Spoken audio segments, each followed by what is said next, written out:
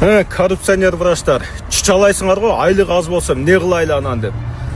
Айлық аз болса, елдің қанын сорып, алдап, ақшасын жей берсек болады деп сілерге кім айтты? Коррупцияға малынсақ болады депші. Айлық аз болса іштебелі ғой. Анан, сен ушундай болып, айлық аз болған үшін жаштарды шетке чымкеттерді алдап алғылы, сілер елі болғансыңар, мафия қылып алғансың. Мен білем, біз кеңештік. Кыргыз фармация директоруна жолуктук, башкаларга бүттүк, мурунку министр здравоохранениеге бүттүгүнө жолуктум. Силердин өзүңөр деле врачтар ушу иштетпей аткан врачтар айтат. Бир 4 профессор бар дейт, мафия кылып 4 жакка бөлүнүп алган, калган бүттүк ошонун бутактары дейт. Местаңар жизнь бербейсиңер. Тарынчак кыз энесин коркутуп алып иштебей коем дейсиңер, иштебей койбойсуңар, кет десе дагы кетпейсиңер. Аларга силер кормежкага отуруп алгансыңар да, жаш балдарды өстүрбөй атасыңар силерчи. Силердин айыңардан иштей албай жүрө же кетип атат четкечи. Ананчы мына элди алдап, анан акча кылып, анан документте юридически таза болуп, мына анан факты гана деген заман бүткөн ал. Сиги Жээнбеков алдында эле бүткөн факты гана деп. Бүгүн заман эл билген нерсени ачыкка чыгып туруп эле айтып койгон заман болуп атат да. Эл итак эле билет. Же эч ким билбейт деп ойлойсуңар силер. Тиги немеге жөнөтөсүңөр, барып ушул жерден дары аласың, ушул жерге обследованиеден өтөсүң. Кыргыз фармацияга мына эң кымбат болгон дарыларды онкология боюнча, жүрөк оорусу боюнча, балдардын оорусу боюнча дары эң кымбат дарылар бүттүгүн бекер кылып мамлекет алып келип бере турган кылып койгон. Аны силердин управляющиңер силерге айткызбайт. Себеби управлениеңерге акча бересиңер силер откат. Силер элден акча жыйнайсыңар. Ачык эле да буну ни для кого не секрет же. Видеода 2000 сообщениядан 95% ооба туура айтасың, ушундай болду. Мен билесиңер канча адам чалып, жазып, ыйлап атат да. Баламды жоготуп алдым, инвалид кылып алдык деп. Менчи дагы эмнеде коркутуп атасыңар? Сен балдарыңды карабай койсун, ылайым деп врачтарчы. Мен именно ошо менен күрөшүп атам. Кийинки балдарым алып барганда дагы өлтүрүп койбосун ушу акмактар. Кийинки балдарыма жакшы врачтар келсин, мына илгерки отургандар кетсин баары менен. Жөн эле адамды алдап коркуткандар депчи. Ак халатчан деген званияга недостойныйына караңарда толтура. Билем кандай элиткаларда жашайсыңар. Кагазда таптазасыңар баарыңар. Тууган өрүктү үй мактанып чакырып атпайсыңар. Итак эле жакшы жашайсыңар. Бизде айлык аз деп каяктагы нерсени айтасыңар да. Мен именно бүгүн айтам да. Дагы көп бул нерсе боюнча чукулайм менчи. Мен мага коркутуп атат. Сени каматабыз, биригип алып, антебиз, мынтебиз. Кудайдан башка эч кимден коркпойбуз.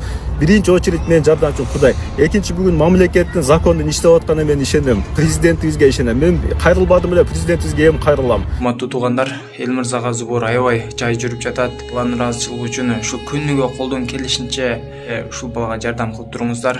Ушул баланын күнүгө ушул басканы бала үчүн оор алып келип жатат. Ушул каражаты чогулуп бүтөр менен буйруса, эл мырза операцияга кеткен жатат туугандар. Ушул азыр апасынын колунда 1.600.000 сом турат. Ошондой эле 1.200.000 сом жетпей турат. 1.600.000 чогулуп, азыр ушул 1.200.000 калды.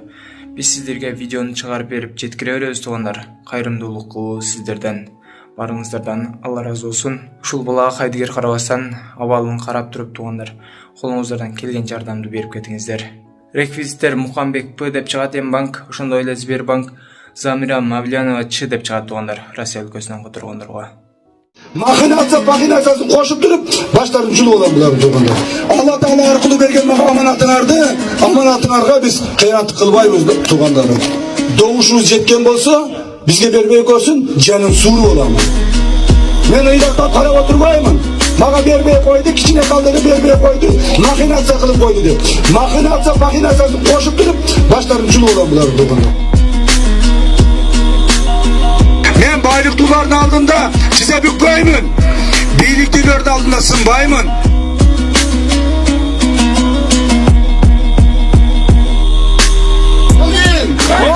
Дайым аттарында бол, камчы. Ушул илгерилесин. Ушул Кыргыз элин тоңгулуктан чыгарып, жакшы жашоого алып келет деп сага бүткүл кыргыз эл ишенип турат. Мен бардык коррупционерлердин мамлекет талап тоногондордун бардыгынын схемасын билип турам. Көптөгөн нерселер программанын ичине кирет. Эгерде кимдир бирөө мамлекеттин акчасын уурдап, бюджетин уурдап, бөлүнгөн акчаны өзүнө ыйгарып көрүп турган болсо, андай адамдардын колуна чаап түрмөгө барып тыгабыз.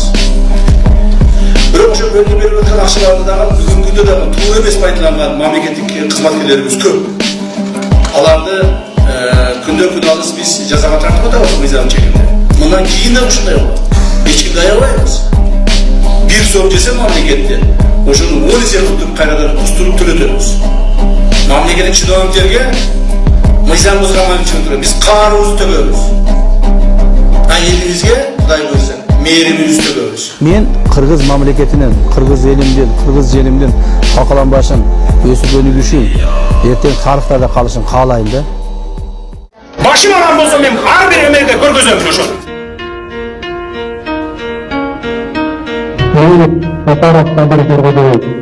Кыргыз Республикасына белгилендигинде билдирип, Кыргыз мамлекетинин эгемендигин жана көз карандылыгын коргоого ант берет. Эч кандай дүниөнүн оокаттын кереги жок. Маган бала чакам, небере чөбөрөм Кыргыз мамлекетинде сакталып калыш керек да, Кыргыз мамлекетинде жашаш керек. Акаевка, же болбосо Бакиевке, же болбосо Атамбаевке иштегеним жок. Мен эл үчүн иштеп бердим. Кумтөр проблемасын карашыбыз керек. Элдин пайдасына чечилиш керек, элдин пайдасына иштеш керек. Мен айттым, аттырып жиберсеңиз да оюмдан кайтпайм. Мен оюмдан кайтпайм. Мамлекет калышыбыз керек. Мен эртеңки Кыргыз мамлекетинин келечегин ойлонуп атам. Эгерде менин сөзүм жакпаса, кулаңарды жаап отургула. Чындыкка эгерде чыдабай атсаңар, кыргыздар иштете албайт, менеджер жок деп атат. Бүгүн 100% кыргыздар иштеп атат. Топуракты рудан алгандан баштап, слиток кылып берип, сатып, ошо акчасын каналисттерге берип отурган бул кыргыздар 100%. Ошолор айтып атат, силер алтын минген кедейлерсиңер деп. Эгерде бүгүн 2012 биз алтын минген кедейлер болсок, 2020 жылы уу калдыктарды минген кедей болобуз. Ошондон кийин биздин мамлекетибиз жок болот. Бийлик бүгүн каракчылык кылып, ичип жеп, ошол шылуундар менен бирге мамлекетти тоноп атат. А тескерисинче андай кылбагыла. Монтип оңдогонго жолдору бар мондай деп жолун көрсөтүп берген, мени душман деп атат. Менин башымды кесип коюшуңар мүмкүн, но бирок тилимди кесе албайсыңар. Бул менин мыйзамдуу укугум. Мен өзүм ошондой принципиалдуу адаммын. Бир позициямдан кайтпаймын. Мына мени канадалык шылуун еврейлер сатып алабыз деген 100 миллион долларга сатылган эмесми? Азыр дагы сатылбайт. Мына Камчыев Ташиев айткандай сынбаймын, аягына чейин жатам.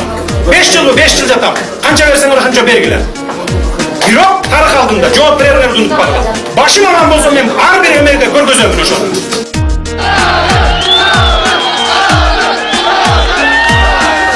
Ысык көлдөн оңойлук менен хан чыкпайт дептир.